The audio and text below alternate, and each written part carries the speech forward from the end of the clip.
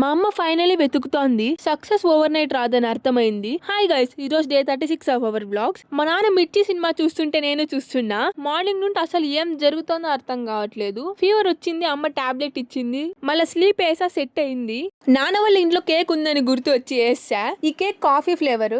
నేను chocolate chips అమ్మ శారీకి మ్యాచ్ అవుతుందని సెలెక్ట్ చేసా. ఈసారి కొనేటప్పుడు ఫ్లేవర్ చూసి కొనాలి. అప్పుడప్పుడు బ్యాక్ బోన్ ఉందని గుర్తు వస్తుంది. మాలోకంలాగా అలా ఉండిపోతా.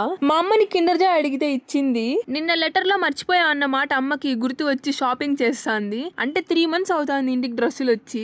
షాప్ క్లోజ్ చేస్తున్నాం. షాప్ మామూలుగా మార్నింగ్ 6 to night 10 వరకు ఉంటుంది. ఈ రోజు వాళ్ళని చూస్తే సక్సెస్ కనిపిస్తుంది, కానీ ఆ సక్సెస్ వెనుక ఎన్నో సాక్రిఫైజెస్, హార్డ్ వర్క్ ఉన్నాయి. సక్సెస్ ఓవర్ నైట్ అయితే రాదప్ప. సక్సెస్ వచ్చిందని హార్డ్ వర్క్ ఆపలేదు. సక్సెస్ ని పొందడం ఒక స్టేజ్ అయితే దాన్ని నిలబెట్టుకోవడం ఇంకో స్టేజ్. ఎందుకంటే వాళ్ళకి హార్డ్ వర్క్ అనేది సక్సెస్ కోసం కాదు, అది వాళ్ళ లైఫ్ స్టైల్ అనమాట.